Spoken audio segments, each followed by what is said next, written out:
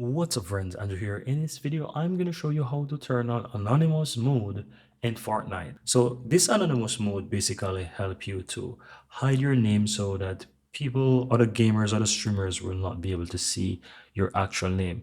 To turn this on, you want to go ahead and click your profile on the upper right hand side and just click on the settings gear right here.